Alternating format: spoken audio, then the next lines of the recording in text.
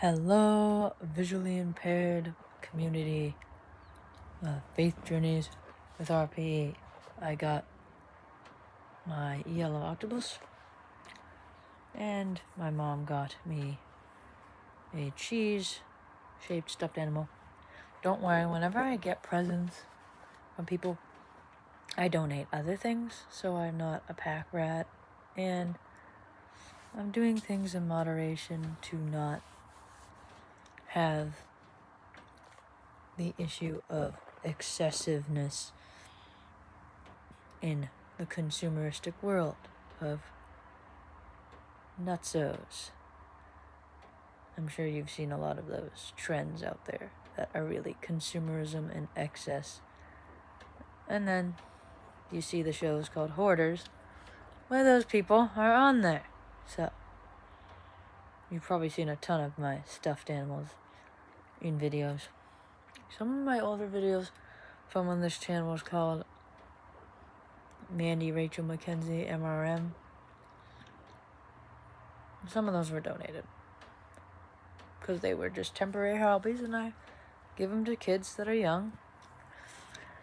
Anywho, I'm going to be doing a story video.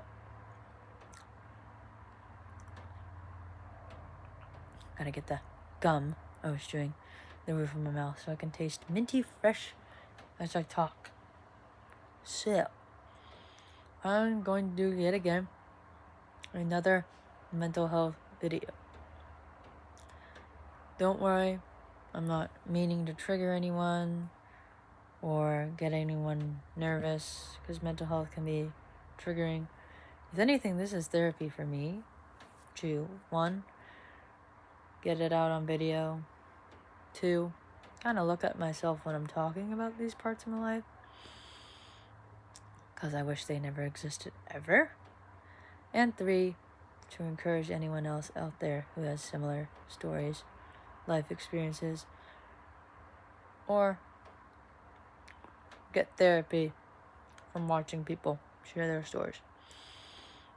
So we are going to zoom in, as I said in previous videos, on parts of my life.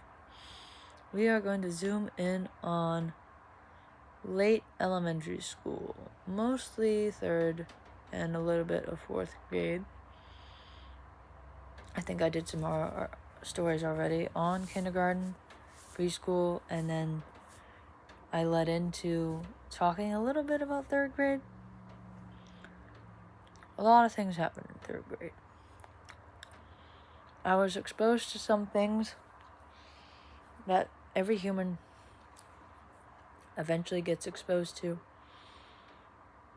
in a new level: death and sickness. Some of my teachers had parents that passed away, and my mom, dad and I felt like we should go pay our respects, since I cared about my teachers and I wanted to share my appreciation and love to them by coming in their time of grief. My parents were teaching me all this. I didn't fully understand quite yet, and I couldn't fully articulate it, but I did, by 3rd grade, understand that something sad happened. Someone died, and we should go, love on my teachers. So I believe my 1st grade teacher's father passed at the beginning of 3rd grade, and at the end of 3rd grade, my 2nd and 3rd grade teacher, which was the same teacher, their father passed. So I went to 2 funerals in 3rd grade. So the reality of death and what happens hit me in a different way. And given I'm an emotional person, I've been sensitive in other ways. I have a visual impairment, I have a disability, and that makes me feel vulnerable as a human being. It struck me in a way that can strike other people, but struck differently. And it was one contribution to my anxiety. Second half of 3rd grade. And it also lasted into summer. Before 4th grade. Another thing that contributed to anxiety, sickness. No, I didn't get deathly sick. I did not get the flu. I did not almost die. I did not get cancer and had to get chemo. In January of 2010, I was celebrating my brother's birthday. We were going to restaurants. I think I had pork chops for lunch that day because it was a weekend. I was really nauseous. I mean, my dad and I were hanging out, had a play date with someone, and I was roughhousing a bit, but there was a little nausea. At the end of the night, after dinner, I barely touched my chicken fingers. I threw up. I threw up for the first time in my life. I'm not sure if everyone gets traumatized a little bit when they experience a certain sickness, injury, or bodily function as a result of a virus or something that bad that happened. But that freaked me out. And this was around the time I was visiting teachers in their grief of their parents. So somehow my brain connected death and sickness and created anxiety trigger responses. Now, I have had the stomach bug a couple times since. It doesn't trigger anxiety responses. It's a relief, actually. It's like, oh, I had to get that out. You feel this wave of energy after you puke. Not then. I was freaking out. I was scared. My brother was a little freaked because he's never seen me end up like that. I don't think he's ever seen someone as young as 9 years old puke. It's not uncommon necessarily. It's just, I didn't seem bad. I didn't seem like I wasn't feeling well. When we got home, I ran to the back and forth to the bathroom like, I should go. No, I don't have to go. I should go. No, I have to go. And I actually threw up, actually in this very room, not on this couch, but in this very room. I ruined one of my blankets. It was so bad. So this, death, and the already existing visual impairment, and as I'm growing up, trying to navigate the world, learning new things in 3rd grade with my mobility instructor and my teacher, the visually impaired, who does Braille and technology, there's a lot going on. Now, I end up titling this video, Anxiety, General or Not, 3rd and 4th grade. Because it sounds like general anxiety on the surface. But looking back at the story and kind of telling it, I'm trying to see if maybe the visual impairment either has a factor, already had a factor, and this stuff just added, or it ended up factoring in after being triggered by this stuff. So I go through 3rd grade, anxious pretty much every day I'm going to school. Sometimes I'm anxious at home on the weekends. Not as much for some reason. Because I feel safe with my parents. I feel like they'll take care of me the best regarding the fear of sickness or death. Everyone goes through the fear of sickness or death to a degree. For some reason, My story was more intense. So, summer comes around. I'm a little better in the spring because as the warmer months come in, the melatonin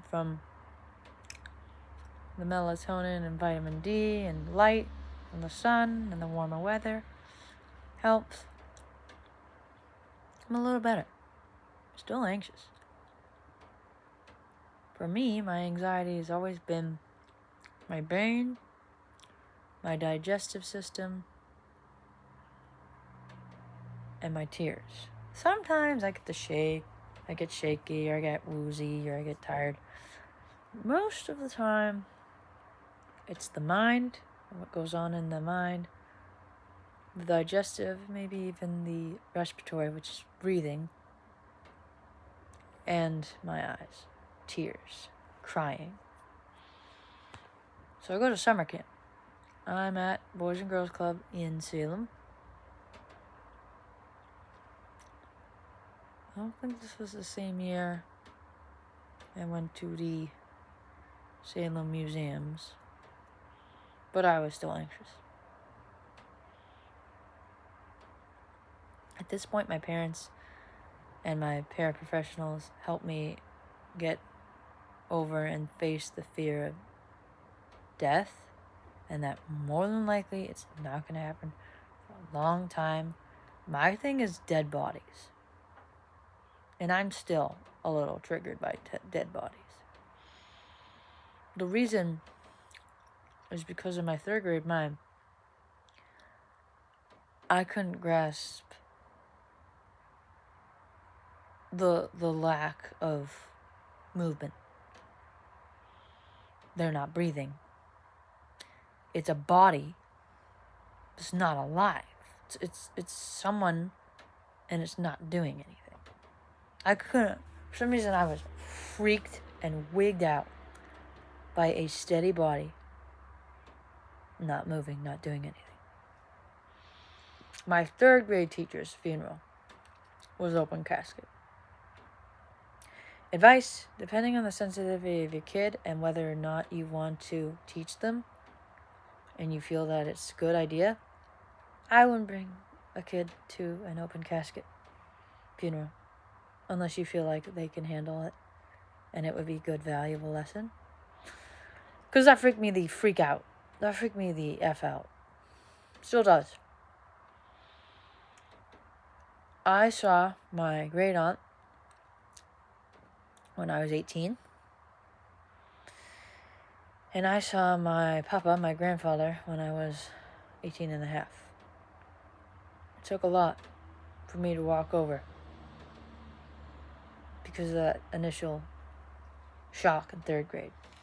So I did eventually face that, fear. That didn't go away because I'm like, I'm going to be scared of that. It didn't cause anxiety that lasted forever.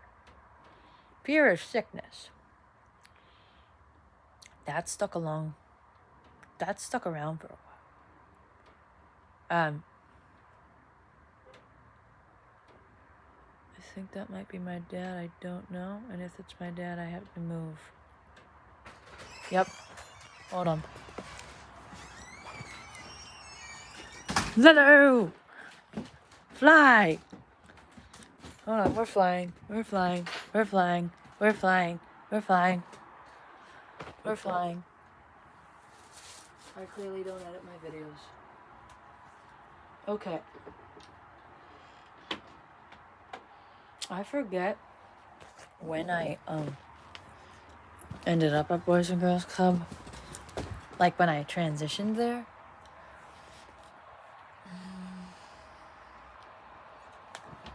Let's see. This could be an important part of the story. That's what I'm thinking. So my fear of sickness was still there. I wasn't really afraid of throwing up anymore. That's passed in early summer. Boys and Girls Club. When did I end up at Boys and Girls Club? So if I recall my camp experience, I was at daycares until around kindergarten. Beverly YMCA until I was around 9.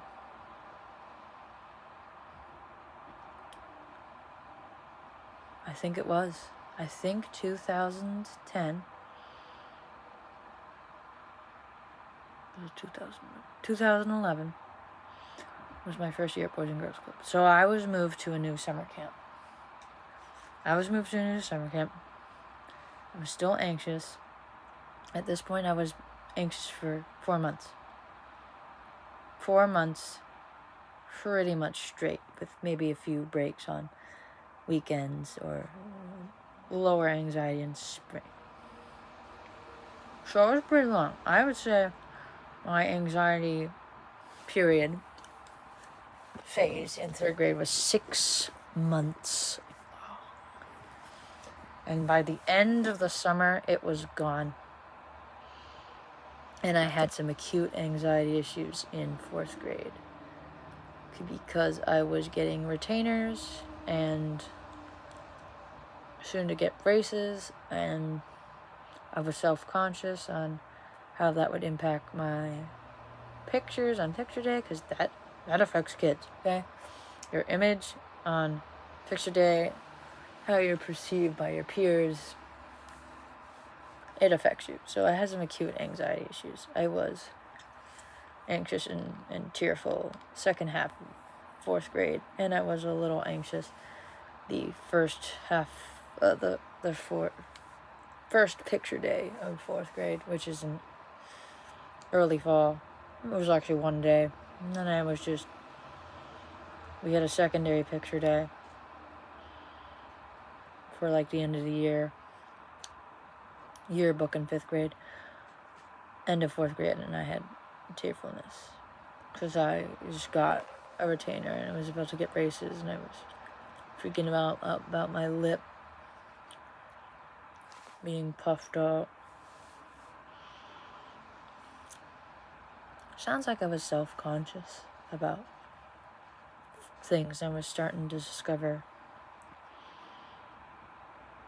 the truth of being mortal, even though I wouldn't have used those words back then, and the fact that people have issues. A new environment after anxiety in 3rd grade, that contributed to it extending to 2 months more. So it extended to 6 months. I still had these fears. Through that new camp experience, they became fears rather than anxiety. But summer camp, I think, replaced it. New environment, new kids, new counselors, new experiences that were good, but some of them were bad. Salem, Massachusetts, I'm sorry, I wasn't a Christian. I didn't come to Christ yet. I didn't make the decision until age 11, a year later. But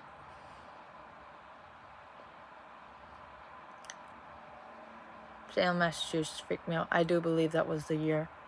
Looking back, if this was my first year and I had an experience where I felt I shouldn't go near a Ouija board before I became a believer, I think it was this year. I had the experience in the Salem Witch Museum. Freaked me out. Some of it might have been because it was dim in there and my visual impairment makes me anxious and dim lit, but most of it was because it represented witches, evil, and demonic forces. A bunch of boys and I were playing, and a couple girls were playing with this game, and they told me it was a Ouija board, talk to ghosts, and the planchette, the arrow with the magnifying glass so you can read the letters, would move. I swear they were moving it. But we were playing. I was playing with it a little, and then I'm like, wait a minute. What games did my church and my parents say I shouldn't do? And I'm like, whoa, wait a minute. I shouldn't be playing this. So I left, and I played with the pool tables. Because not a lot of people played pool. You roll the balls around. I can't use a pool. I can't use a pool stick. Or is it a rod? I don't even know what it's called. I just like rolling the balls around, getting them in the holes and picking them up and all the colors. I'm visually impaired. I'm simplistic. So basically, self-consciousness and an awareness and discovery of issues, adversities, and mortality. So in light of all that, with the title in mind, anxiety, general or not? Yes and no. Yes, I do believe with the genetics of my family, ancestral line, there was general anxiety. And I have, in fact, general anxiety disorder. Or generalized anxiety disorder. I also have depression, and I will talk about that in another video.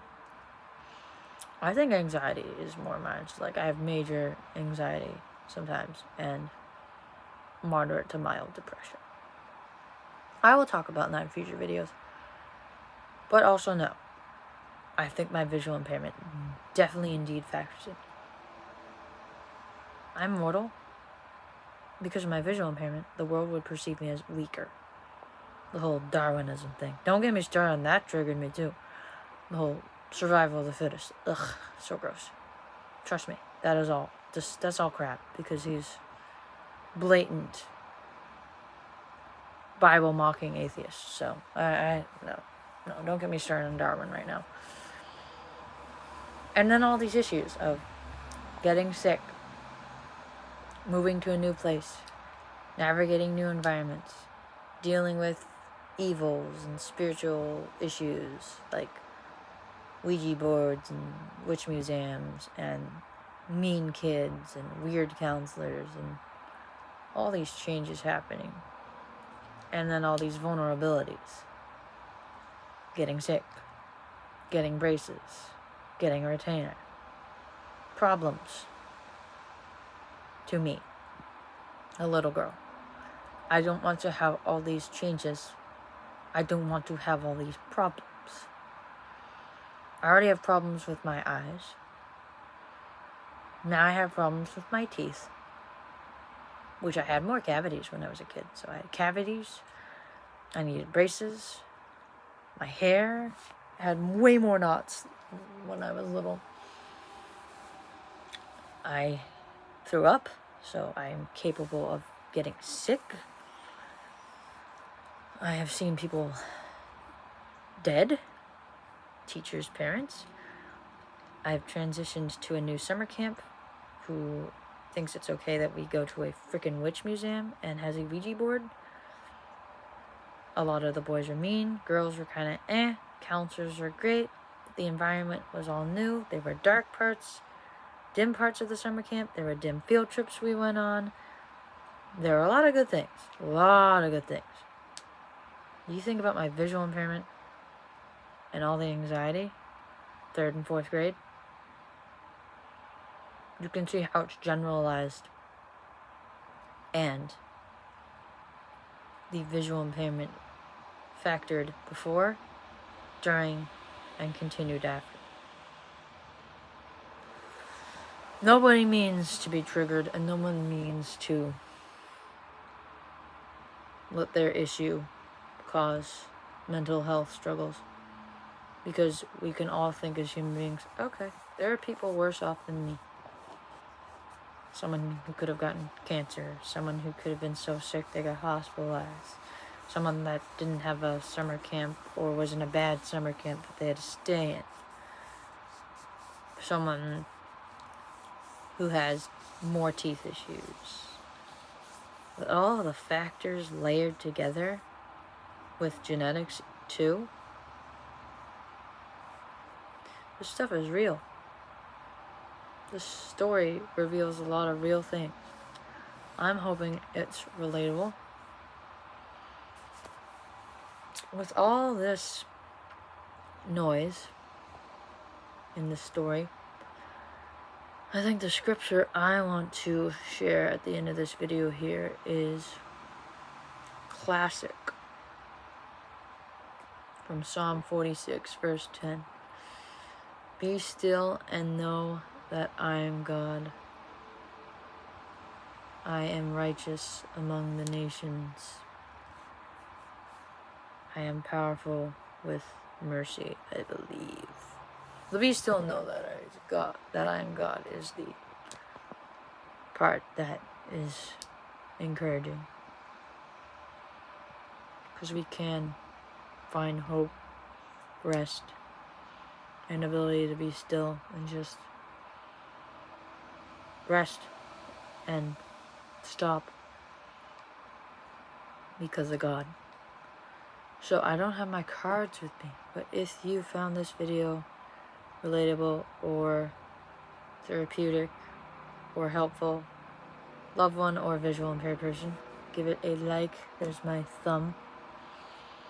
Also, share it with people. Here's my share little thingy. Share it with people on social media or however you share links. Subscribe if you want more videos like this. Stories, explanation videos. I got mental health videos. I got things that you would label as DBT and CBT, which is therapies. Don't worry, they're not pagan or creepy. Not like Ouija boards. And if you want to know the latest and greatest video, my hand is waving back and forth to say ring the notification bell. Next time, I'm not sure. I have a few things I'll decide between. Another story or another explanation video. I think I'm going to be doing a lot more on like acceptance of visual impairment and mental health again. So until then, I will say bye for now. Bye-bye.